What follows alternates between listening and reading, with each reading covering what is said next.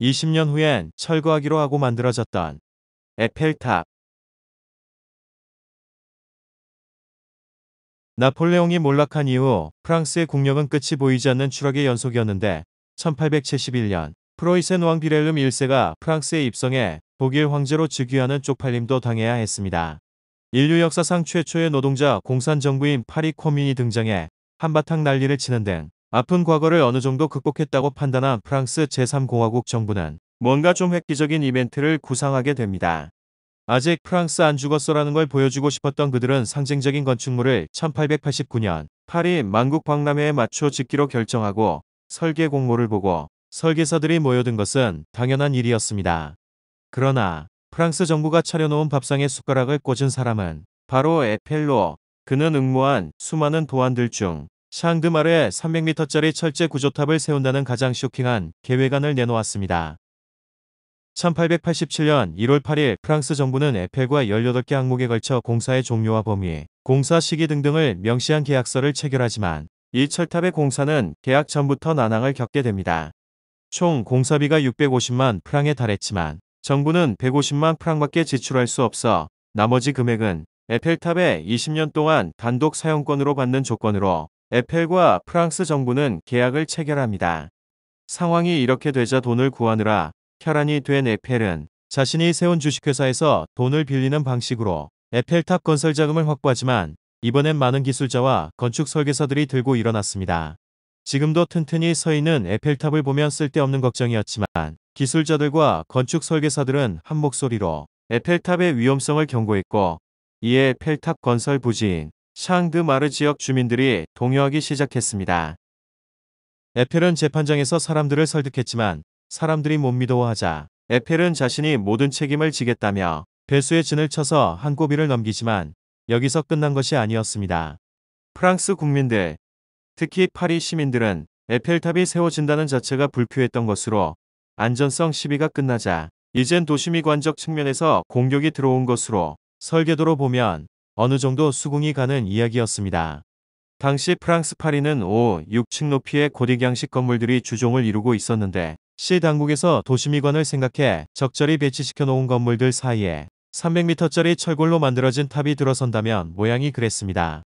파리의 작가, 화가, 조각가, 건축가들이 1887년 2월 14일 난르 당지에 예술가의 항이라는 항의서를 발표해 에펠탑은 파리의 수치로 낙인 찍히고 파리의 예술가들로부터 공식적으로 배척받게 된 것입니다. 파리 예술가들의 항해 앞에 에펠은 움츠려들 수밖에 없었는데 여기에 결정타를 먹인 것이 바로 모파상으로 프랑스를 대표하는 이 대작가는 자신의 기행문인 방랑생활에 이런 글을 남기게 됩니다. 딱 한 가지만 말할게.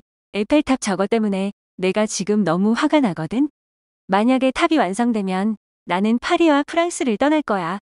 철제 사다리로 만든 비쩍 마른 피라미드를 보는 건 악몽이야.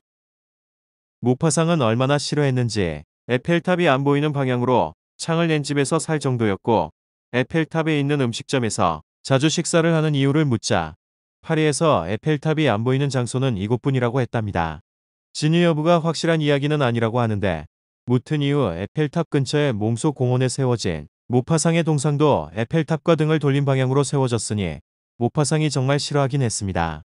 예술가들의 거친 항의는 계속되어 에펠탑의 모든 구성 요소들이 욕을 먹기 시작했는데 크기도 마음에 안 들고 탑의 재료도 마음에 안 든다고 욕을 먹었지만 에펠은 꿋꿋이 탑을 완성해 나갔습니다.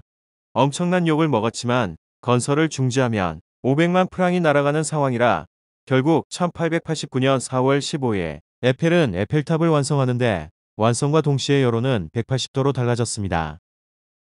그러자 에펠은 돈을 진공청소기로 빨아들이게 되는데 만국 박람회 기간 중에만 200만 명의 관람객이 에펠탑을 방문했고 그 이후로도 관람객들이 쇄도한 덕분에 에펠탑 완공 1년 만에 흑자로 돌아섰습니다. 문제는 이때부터였는데 온갖 욕을 먹으면서 만든 에펠탑은 20년 동안만 사용하고 철거하기로 약속하고 만든 작품으로 당시의 기준으로 예술작품은 아니었던 것인데 에펠은 끊임없이 이 탑의 유용성에 대해 설명했습니다. 에펠이 에펠탑의 여러 활용도에 대해 설명을 했지만 정작 에펠탑을 구원해 준 것은 프랑스 군대로 군사통신용으로 에펠탑을 쓰면 딱일 것 같았던 것입니다. 이렇게 에펠탑은 살아남았는데 송신만 아니라 수신도 되어 감청부대가 유럽에 떠다니는 수많은 독일군 무선 통신을 모두 감청을 하는데 큰 역할을 했고 유명한 마타리 스파이 사건도 여기서 감청되었다고 합니다. 무튼 프랑스 군대 덕분에 우리는 지금 에펠탑을 볼 수 있게 된 것으로 지금은 파리의 명소이자 파리의 대명사로 통하는 에펠탑이지만 에펠탑이 만들어지기까지는 이런 우여곡절이 있었습니다. 워낙 유명한 건물이라 비슷하게 만든 건축물들이 많은데 미국 라스베이거스에는 1999년에 세워진 절반 크기의 레플리카가 있고 미국 페리스라는 도시에 카우보이 모자를 씌운 작은 에펠탑을 세워 놓았습니다. 영국에서는 에펠탑의 성공의 붕괴에 1894년에 블랙풀 타워라는 탑을 만들었지만 158m로 300m인 에펠탑보다 훨씬 낮은 데다 못생겼으며 대놓고 짝퉁임이 보여 비웃음만 샀습니다. 중국에서는 2007년 항저우 인근에 에펠탑 레플리카를 조성했는데 짝퉁 에펠탑 주변에는 아예 파리를 모방한 프랑스식 건물군까지 조성해 두었다고 합니다. 일본에서는 에펠탑을 모방해 도쿄타워를 만들었는데 도쿄타워의 높이는 에펠탑보다 3m가 높은 333m이지만 건축기술의 발달과 외형 치장을 줄여 철골 사용량은 더 적다고 합니다.